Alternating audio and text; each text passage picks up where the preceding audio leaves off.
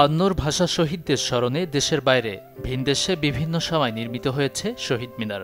যুক্তরাজ্য, Italy, Portugal, France, নেদারল্যান্ডসে রয়েছে একাধিক স্থায়ী মিনার।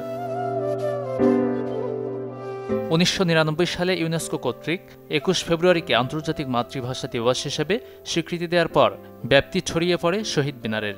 ভাষার জন্য বাঙালিদের প্রাণ দেওয়ার বিষয়টি শ্রদ্ধার সাথে স্মরণ করে বিশ্ববাসী। ইউরোপের দেশগুলোর মধ্যে ব্রিটেনের ওল্ডহ্যাম শহরে ১৯৯৭ সালে নির্মিত হয় প্রথম স্থায়ী শহীদ মিনার। এরই ধারাবাহিকতায় দেশটির নানা প্রান্তে গড়ে ওঠে একাধিক শহীদ মিনার। বহির্বিশ্বে বাংলাদেশ সরকার নির্মিত প্রথম শহীদ মিনার আছে জাপানে।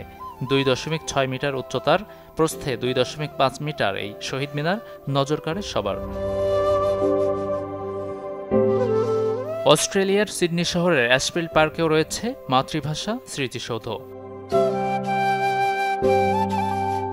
২০১৫ সালে পর্তুগালে বাংলাদেশ দূতাবাস, বাংলাদেশ কমিউনিটি ও স্থানীয় সিটি কাউন্সিলের সহযোগিতায় প্রতিষ্ঠিত হয় স্থায়ী শহীদ মিনার।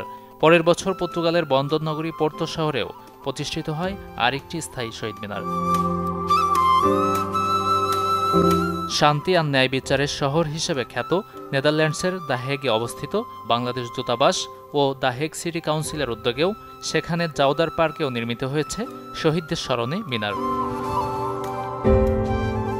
Desk report, channel 24।